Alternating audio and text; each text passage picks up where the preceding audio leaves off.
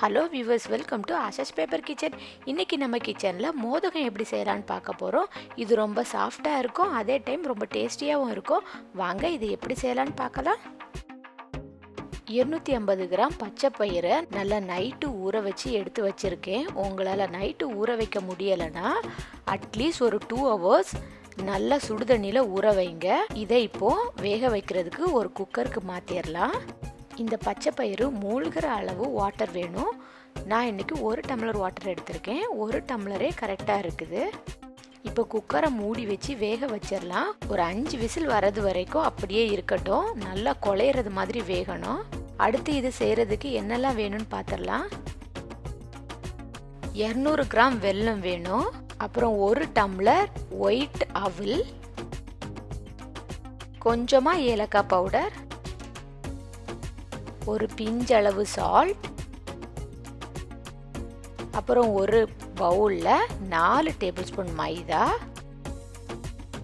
2 table spoon அரிசி மாவு, 1/4 table spoon மஞ்சள் பொடி,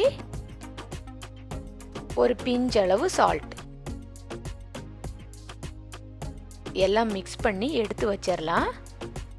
நெக்ஸ்ட் நம்ம குக்கரில் வச்சுருந்த சிறுபேறு நல்லா வெந்துடுச்சு. இப்போ ஓப்பன் பண்ணிடலாம்.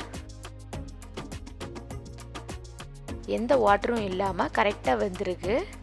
உங்களோட சிறுபேரில் கொஞ்சம் வாட்டராக இருந்துச்சுன்னா நீங்கள் வெல்லத்தை பாகு காய்க்காமல் அப்படியே பொடி பண்ணி இதில் போட்டு மிக்ஸ் பண்ணிடலாம். இவ்வளோ நல்லா சாஃப்டாக வெந்திருக்கணும். அப்போ தான் கரெக்டாக இருக்கும் ஸ்வீட் செய்கிறதுக்கு. இப்போ நம்ம பாகு காய்ச்சிடலாம். இதில் மிக்ஸ் பண்ணுறதுக்காக அதுக்கு ஒரு பேனில் நம்ம எடுத்து வச்சுருந்த 200 கிராம் வெல்லத்தையும் உள்ள கொட்டிடலாம். அதில் 1/4 டம்ளர் வாட்டர் விடணும், ஜாஸ்தி ஆயிடக்கூடாது.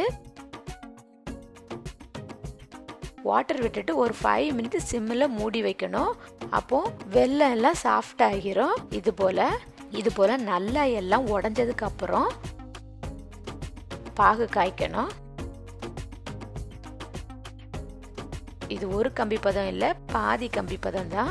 இது போல் பாதி கம்பி பதம் வந்ததுக்கு அப்புறம் அதை இறக்கி வச்சிடலாம். இப்போ சிறுபேரை இது போல் நல்லா பிசைஞ்சிட்டு அதில் பாதி அவுல் போடணும். பாதி அவுலையும் சேர்த்து நல்லா மிக்ஸ் பண்ணணும். அவுலும் சிறுபேரும் சேர்ந்து மிக்ஸ் ஆகுறது மாதிரி நல்லா மிக்ஸ் பண்ணதுக்கப்புறம் எடுத்து வச்சுருந்த பாகு ஃபுல்லாக உள்ளே கொட்டிடலாம். பாகு ஃபுல்லாக கொட்டினதுக்கப்புறம் மீதி இருக்கிற அவுலையும் சேர்த்து அதோட ஒரு பிஞ்ச் ஆஃப் சால்ட்டும் நம்ம எடுத்து வச்சுருந்த ஏலக்காய் பவுடரையும் சேர்த்து நல்லா மிக்ஸ் பண்ணிவிட்டு இது போல் ஒரு உருண்டையாக எடுத்து வச்சிடலாம். இது போல் எல்லா உருண்டையும் பிடிச்சதுக்கப்புறம் இதை ஒரு 1/2 hour அப்படியே வச்சிடலாம். இது கொஞ்சம் ட்ரை ஆகணும். பிடிக்கும்போது கொஞ்சம் கொலன்னு இருக்கும். அப்படியே நம்ம ஃப்ரை பண்ண முடியாது. அப்படி ஃப்ரை பண்ணால் எல்லாமே பிரிஞ்சிரும். ஒரு 1/2 hour இது போல் ட்ரை ஆனதுக்கு அப்புறம் எடுத்து வச்சுருந்த மாவில் வாட்டர் விட்டு இது போல் லிக்யூடு மாதிரி மிக்ஸ் பண்ணி வச்சிடலாம். நெக்ஸ்ட் நம்ம ஃப்ரை பண்ணுறதுக்கு ஸ்டார்ட் பண்ணிடலாம். அதுக்கு ஒரு பேனில் ஃப்ரை பண்ணுறதுக்கு தேவையான அளவு ஆயில் சூடானதும் நம்ம மிக்ஸ் பண்ணி வச்சுருந்த மாவில் எடுத்து வச்சுருந்த உருண்டையை டிப் பண்ணிவிட்டு அதை அப்படியே எண்ணெயில் போட்டு ஃப்ரை பண்ணிடலாம்.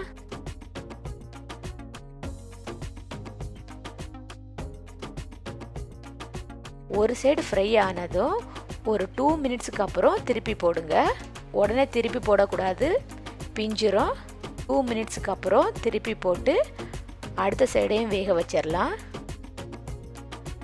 2 சைடும் வெந்துடுச்சு. 2 சைடும் வெந்ததுக்கப்புறம் எடுத்துடலாம். இதை அவ்வளோதான். நம்மளோட சூப்பரான ஸ்வீட்டான எம்மி மோதகம் ரெடி ஆகிடுச்சு. நீங்களும் இதை வீட்டில் ட்ரை பண்ணி பாருங்கள். இதை நான் பிச்சு காமிக்கிறேன். ரொம்ப சாஃப்டாக இருக்கும், ரொம்ப ஸ்வீட்டாகவும் இருக்கும். இந்த வீடியோ உங்களுக்கு பிடிச்சிருந்தா லைக் பண்ணுங்கள், கமெண்ட் பண்ணுங்கள், ஷேர் பண்ணுங்கள், மறக்காமல் சப்ஸ்கிரைப் பண்ணுங்கள். நெக்ஸ்ட் ஒரு இன்ட்ரெஸ்டிங்கான வீடியோட மீட் பண்ணுறேன் உங்களை. அது வரைக்கும் பாய் பாய்.